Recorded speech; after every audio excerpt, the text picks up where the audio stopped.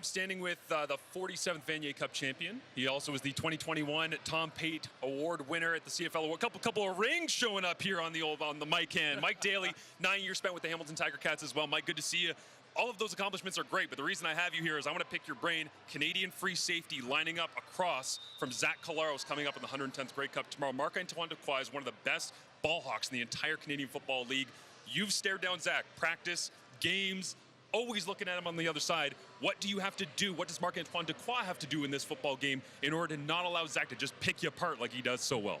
Well, that's the toughest part, right? Zach, at this point, he's seen about everything you can in the CFL, right? He's seen if they're going to show blitz. He's seen if they're going to sit back in a zone coverage or cover one.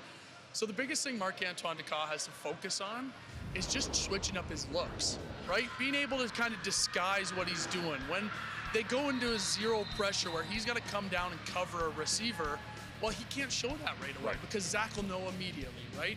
When he is going to a side of the field in his zone coverage, can't show that right away. He's got to confuse Zach as quick as he can and for as long as he can without really messing up what he's doing on defense. That pick six he had in the East Final, as somebody who has played that role and knows the coverages and understands the way that he's rolling around, did your eyes pop out of your head like everybody else watching the East Final? Not only did he just get Chad Kelly, he's about to go for a jog here for 100+ yards. Well, and he's kind of shown that, hasn't he? That once he gets that ball in his hands, he goes and scores. Yeah. And he has the speed to do it, and it was pretty incredible to see that. And you know what? Watching Marc-Antoine Dequoy kind of grow up and elevate his game year after year after year, it was unbelievable, right? Like to kind of see how he's progressed, and now he is an absolute threat every single time that ball's near him. The Montreal defense, we know it's aggressive. We know Northorpe is going to get after it, send some pressure as well.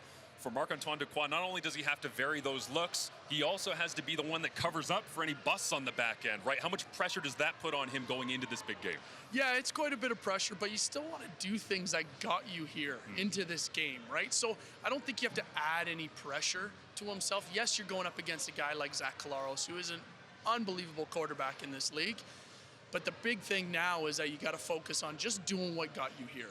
Yeah, also working Mike Daly as a special teams and defensive backs coach with the Wilfrid Laurier Golden Hawks. Lost to Western in the Yates Cup last week, unfortunately, but being able to see Montreal setting the tone today in the UTEC Bowl, pretty amazing. The Bombers going back-to-back in this one, trying to get themselves 3 out of 4. It would put them in rare air. Again, that 2019 Hamilton Tiger Cats team that was so successful in the regular season went into that Grey Cup and had a chance to attain greatness, but it's all about finishing, isn't it? Being able to try and get this thing done because you've seen how good the other side can be when you are the team that is now being hunted.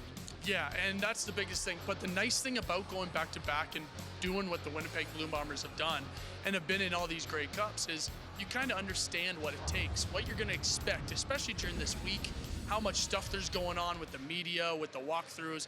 They've been through this many times before. So that is an absolute advantage as opposed to Montreal getting here and not really understanding how it all works other than a few veterans that are there.